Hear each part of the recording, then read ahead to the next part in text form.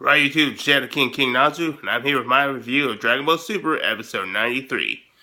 I apologize for the delay, but my mom wasn't feeling very well, and I had to come over and take care of her. Plus, I had some other personal matters to take care of.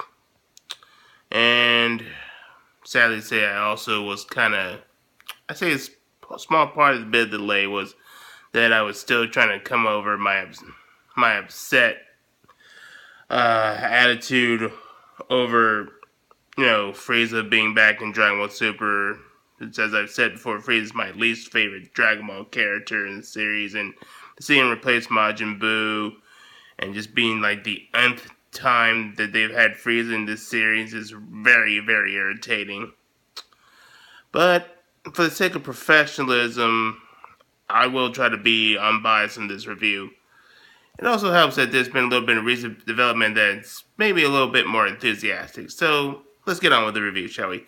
So, much like myself, the Z Fighters, after hearing Goku's plan to recruit Frieza for the Tournament of Power, are not too thrilled with it, with Krillin and Vegeta being the most vocal about how they think it's a bad idea to recruit Frieza.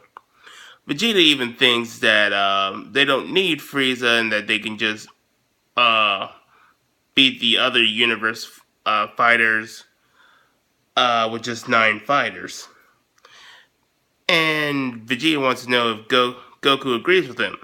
And Goku doesn't say anything, but instead he asks Whis, how does he think their chances are with just 9 fighters? Whis says he's not sure about the other universes, but he knows that there's one mortal from one specific universe that is so powerful that not even that universe's god of destruction can beat him. And he even goes so far as to say that this god of destruction is even stronger than Beerus. But Beerus tries to play it cool and say that he only beat him in an arm wrestling match, and that was a long time ago. So I'm pretty sure we can say that that Whis is implying that the mortal he's referring to is Jiren from Universe 11, and the god destruction that he's also referring to is Vermouth, which would be the clown god destruction, which also confirms a lot of fans' theories that that Beerus is weaker than the clown god destruction Vermouth. But then again, Beerus did say that it was a long time, so that might have changed. But of course, he probably was just trying to save his own dignity. All the while, this adds some interesting concepts into it, like that it is true that a mortal can surpass a god destruction, and that they're also not equal. And it also confirms that Beerus is not the strongest god of destruction, though I'm pretty sure a lot of people kind of just gathered that from the previous sagas as well as the original Battle of Gods movie. But it's pretty much nice to get a full confirmation. On the other hand, this might confuse the power scaling, like if Jiren is that said mortal and Goku manages to beat Jiren, that would kind of go against what Akira Toriyama said, that he had no plans for Goku to surpass Beerus. So the only way I can see this working is if Beerus had been training ever since he lost to Vermouth and has gotten stronger than both Vermouth and Jiren. And that's the only way the only way they could keep what Akira Toriyama said. But Goku pretty much just says that he's going to go with his plan to revive Frieza using Fortune Teller Baba to revive him in 24 hours. And then everybody just goes with it because, well, it's Goku and he's going to go do what he wants to do. And he teleports to the universe, to the afterlife.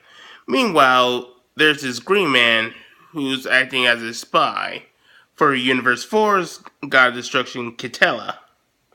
And he tells him that they planned revive Frieza. And he gives him all the information. And Katella is rather amused that Beerus is so desperate to get fired that he's even recruiting dead people. But he plans to put a stop to that plan because not only does he hate Beerus because you know the whole cat and mouse thing, but also because he wants to make further ensure that Universe 4 will survive and not Universe 7 or any other universes that get in its way. So this was also a nice bit to see what the other gods of destructions are like, with Universe 4, Katella being sneaky and deceitful, as he said that he wasn't going to cheat in a previous episode, but right now he's spying and interfering with the recruitment of the Universe 17, which would be considered cheating. And speaking of other universes, we cut to Universe 6, where Kabe and Caulifla are trying to get Kale to unlock her Super Saiyan power, but Kale lacks the confidence and anger to unlock that power. However, Khalifa and Kabe's arguing, trying to convince her to turn into a Super Saiyan, does stress her out and causes her to turn into the legendary Super Saiyan, which looks a lot like Broly, as you would have gathered.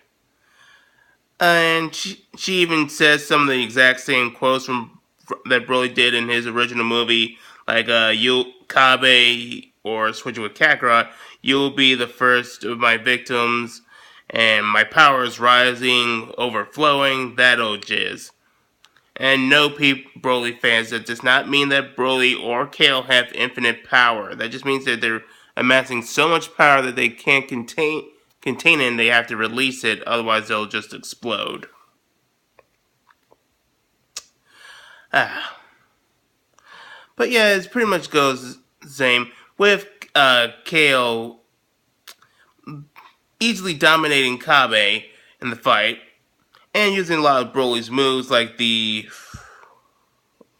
No, I actually kind of forgot what Broly's moves are called. I think one of them was Gigantic Meteor, but I kind of forgot because, well, it's pretty obvious that Broly's a pretty shit character.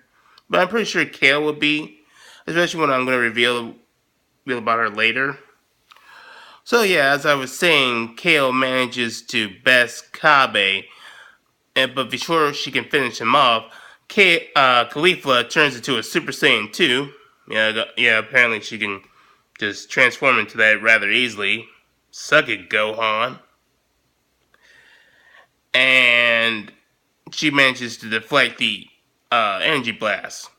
Well, this is a nice bit because this actually confirms that Super Saiyan 2 is stronger than Legendary Super Saiyan.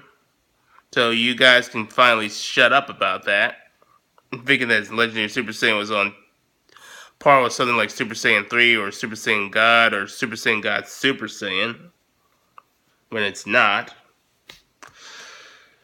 And Khalifa pretty much Nkabe figured out that Kale was hulking out, more or less, because she thought that Khalifa and Kabe were getting too romantically involved with each other. And Khalifa reassures her that she's not interested in Kabe. So this either means that Kale might have some romantic interest in Kabe, though she would have an odd way of showing it, or, as I've theorized before, that Kale might be a lesbian and that might have feelings towards Caulifla. And that would be kind of interesting, as I'm not sure we've ever had a lesbian Dragon Ball character before. But all in all, I had to say this was rather entertaining. And while we did get some homages to Broly, I can certain fact say that Kale is a better character than Broly, as at least she has had a better motivation for getting angry at Kabe, rather than Broly, whose reason for wanting to kill Goku was because he cried when they were babies. So dumb. It gets dumber every time I say that. let's move on, shall we? Anyway, we cut back to Universe 7, and after talking with King Yama to get his approval to revive Frieza, Goku heads down to Hell with the same guide that helped him back in the Saiyan Saga, and he meets up with Frieza in Hell. And surprisingly, Frieza acts rather composed when I was expecting him to be triggered. So Goku basically tells him about the Tournament of Power and that they need his help. And at first, Frieza refuses to join because it would inconvenience Goku, but Goku calls his bluff and Frieza recants his refusal. And he says he'll join under the condition that they use the Dragon Balls to revive him. And Goku says that if Frieza wins the tournament, that he could just use the Super Dragon Balls to revive himself. But since there's no guarantee that even if Universe 7 wins that, he'll be the last fighter in there, so he says that he'd just rather have the Earth Dragon Ball since there's more reassurance there. And to which Goku promises he'll use the Earth Dragon Balls there. But there's one technicality there. See, Frieza was already revived with the Earth Dragon Balls during the resurrection of F Saga. So, according to the rules of the Earth Dragon Balls, they can't revive the same person twice. Meaning that even if Goku did use the Dragon Balls, he can't revive Frieza. And I'm pretty sure he knows that. So, in other words, Goku played Frieza. And people say Goku's stupid. This actually makes Frieza's presence tolerable because he's just walking to his inevitable doom. I love it. So after their agreement, Frieza starts asking things like, is he able to kill his opponents during the tournament? And Goku says no, and Frieza says that's a bother, but he'll try to make do with it. And Goku tells Frieza that he'll have Fortune Teller Baba come get him so that he can participate in the tournament. And we cut to Fortune Teller Baba, who is also upset that Goku is reviving Frieza. But she manages to get over it. But not before asking for an offering from Goku, to which Goku offers the Zeno button. But Baba says that that's too much trouble and that she doesn't want it. So I'm kind of wondering, is the Zeno button gonna have any role in this? Like, is there gonna be like some kind of villain that's gonna interfere with the tournament? And the only way they're gonna solve it is if Zeno is called in and destroys it, like the end of the Goku Black Saga. There's not enough information to confirm that. So we'll just have to see. All in all, this was a decent episode. I mean, I still wasn't too thrilled with the Frieza stuff, but it was nice to see some more information on Universe 4, and it was nice to see how Kale differs from Broly, albeit a little bit, but still any improvement is welcomed. So that's my review of Dragon Ball Super Episode 93. I'll catch you guys later.